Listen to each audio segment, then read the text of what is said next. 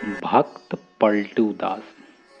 श्री अयोध्या जी में कनक भवन एवं हनुमानगढ़ी के बीच में एक आश्रम है जिसे बड़ी जगह अथवा दशरथ महल के नाम से जाना जाता है। काफी पहले वहाँ एक संत रहा करते थे जिनका नाम था श्री राम प्रसाद जी। उस समय अयोध्या जी में इतनी भीड़ भाड़ नहीं होती थी, ज्यादा लोग नहीं आते थे। श्री राम प्रसाद जी ही उस समय बड़ी जगह के कर्ता धर्ता थे। वहाँ बड़ी जगह में मंदिर है जिसमें पत्नियों सहित चारों भाई श्री राम, लक्ष्मण, भरत और शत्रुघ्न जी हनुमान जी की सेवा होती है। चूंकि सब के सब फक्कड़ संत थे तो नित्य मंदिर में जो भी थोड़ा बहुत चढ़ावा आता था उसी से मंदिर एवं आश्रम का खर्च चला करता था। प्रतिदिन मंदिर में आने वाला सारा चढ़ावा एक बनिए की, जिसका नाम पलटू बनिया था, भिजवाया जाता था। उसी धन से थोड़ा बहुत जो भी राशन आता था उसी का भोग प्रसाद बनकर भगवान को भोग लगता था और जो भी संत आश्रम में रहते थे वे भी प्रसाद पाते थे। एक बार प्रभु की ऐसी लीला हुई कि मंदिर में कुछ चढ़ावा आया ही नहीं। अब इन साधुओं के पास कुछ जोड़ा गांठा तो था नहीं, तो क्या किया जाए। कोई उपाय न देखकर श्री राम प्रसाद जी ने दो साधुओं को पलटू बनिया के पास भेजकर कहलवाया कि भैया आज तो कुछ चढ़ावा आया नहीं है, अतः थोड़ा सा राशन उधार दे दो, कम से कम भगवान को भोग तो लग ही जाए।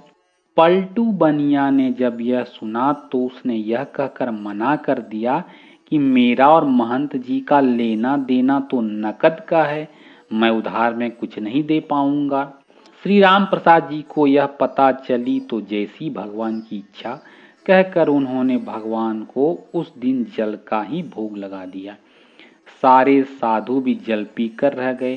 प्रभु की ऐसी परीक्षा थी कि रात्रि में भी जल का ही भोग लगा और सारे साधु भी जल पीकर भूखे ही सोए।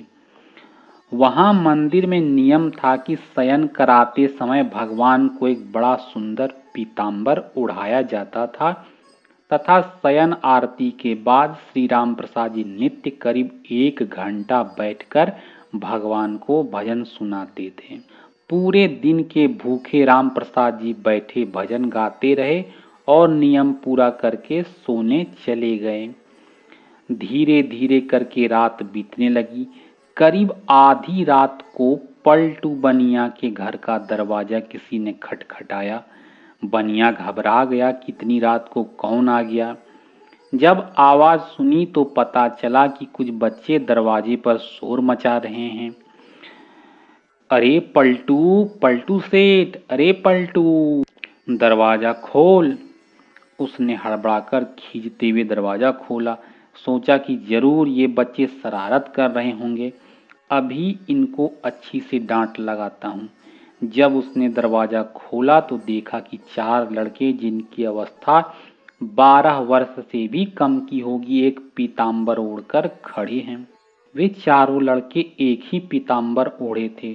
उनकी छवि इतनी मोहक ऐसी लुभावनी थी कि न चाहते हुए भी पलटू का सारा क्रोध प्रेम में परिवर्तित हो गया और वह आश्चर्य से पूछने लगा, बच्चों तुम कौन हो और इतनी रात को क्यों शोर मचा रहे हो। बिना कुछ कहे बच्चे घर में घुस आए और बोले, हमें राम प्रसाद बाबा ने भेजा है। ये जो पीताम्बर हम ओढ़े हैं इसका कोना खोलो, इसमें 1600 रुपए हैं, निकालो और गिनो। ये वह समय था जब आना और पैसा चलता था। 1600 रुपए उस समय बहुत बड़ी रकम हुआ करती थी। जल्दी जल्दी पलटू ने उस पीताम्बर का कोना खोला तो उसमें सचमुच चांदी के 1600 सिक्के निकले। प्रश्न भरी दृष्टि से पलटू बनिया उन बच्चों को देखने लगा। तब बच्चों ने कहा, इन पैसों का राशन कल सुबह आश्रम भिजवा देना। अब पलटू बनिया को थोड़ी शर्म आई। हाय, आज मैंने राशन नहीं दिया। लगता है महंत जी नाराज हो गए हैं, इसलिए रात में ही इतने सारे पैसे भिजवा दिए। पश्चाताप, संकोच और प्रेम के साथ उसने हाथ जोड़कर कहा, बच्चों, अपनी पूरी दुकान भी उठाकर मैं महंत जी को दे दूंगा तो भी ये पैसे ज्यादा ही बैठेंगे। इतने मूल्य का सामान देते देते तो मुझे पता नहीं कितना समय लग जाएगा। बच्चों ने कहा, ठीक है, आप एक साथ सामान मत दीजिए, थोड़ा थोड़ा करके अब से नित्य ही सुबह सुबह आश्रम भिजवा दिया करिए। आज के बाद कभी भी राशन के लिए मना मत कीजिएगा। पलटू बनिया तो मारे शर्म के जमीन में गड़ गया। वह फिर हाथ जोड़कर बोला, जैसी महंत जी की आज्ञा। इतना कह सुनकर वे बच्चे चले गए, लेकिन जाते जाते पलटू बनिया का मन भी ले गए। इधर सवेरे सवेरे मंगलारती के लिए जब पुजारी जी ने मंदिर के पट खोले तो देखा भगवान का पीताम्बर गायब है। उन्होंने ये बात राम प्रसाद जी को बताई और सबको लगा कि कोई रात में पीताम्बर चुरा कर ले गया। जब थोड़ा दिन चढ़ा तो गाड़ी में ढेर सारा सामान लदवाकर कृतज्ञता के साथ हाथ जोड़ते हुए पलटू बनिया आया और सीधा राम प्रसाद जी के चरणों में गिरकर क्षमा मांगने लगा। राम प्रसाद जी को तो कुछ पता ही नहीं था। वे पूछे, क्या हुआ? अरे, किस बात की माफी मांग रहा है? पर पलटू बनिया उठे ही ना और कहे, महाराज, रात में पैसे भिजवाने की क्या आवश्यकता थी? मैं कान पकड़ता हूँ और आज के बाद कभी भी राशन के लिए मना नहीं करूँगा।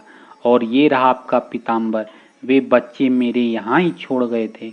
बड़े प्यारे बच्चे थे, इतनी रात को बेचारे पैसे लेकर आ भी गए। आप बुरा ना माने तो मैं एक बार उन बालकों को फिर से देखना चाहता हूँ। जब राम प्रसाद जी ने वह पीताम्बर देखा तो पता चला ये तो हमारे मंदिर का ही है जो गायब हो गया था। अब उन्होंने पूछा कि ये तुम्हारे पास कैसे आया? तब उस बनिया ने रात वाली पूरी घटना सुनाई। अब तो राम प्रसाद जी भागे जल्दी से और सीधा मंदिर में जाकर भगवान के पैरों में पड़कर रोने लगे कि हे भक्तवत्सल, मेरे कारण आपको आधी रात में इतना कष्ट उठाना पड़ा और कष्ट उठाया सो उठाया। मैंने जीवन भर आपकी सेवा की, मुझे तो दर्शन न हुआ और इस बनिए को आधी रात में दर्शन देने पहुंच गए।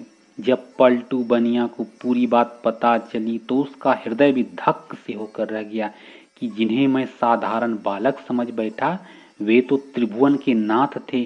अरे, मैं तो चरण भी न छू पाया। अब तो वे दोनों ही लोग बैठकर रोए। इसके बाद कभी भी आश्रम में राशन की कमी नहीं हुई। आज तक वहाँ संत सेवा होती आ रही है। इस घटना के बाद ही पलटू बनिया को वैराग्य हो गया और वे पलटू बनिया ही बाद में श्री पलटू दास जी नाम से विख्यात हुए। श्री राम प्रसाद जी की व्याकुलता उस दिन हर क्षण के साथ बढ़ती ही जाए और रात में शयन के समय जब वे भजन गाने बैठे तो मूर्छित होकर गिर गए। संसार के लिए तो वे मूर्छित थे, किंतु मूर्छावस्था में ही उन्हें पत्नियों सहित चारों भाइयों का दर्शन हुआ और उसी दर्शन में श्री जानकी जी ने उनके आंसू पोंछे तथा अपनी उंगली से इनके माथे पर बिंदी लगाई, जिसे फिर सदैव इन्होंने अपने मस्तक पर धारण करके रखा। उसी के बाद से इनके आश्रम में बिंदी वाले तिलक का प्रचलन हुआ। बोलो भक्त और उनके भगवान की जय।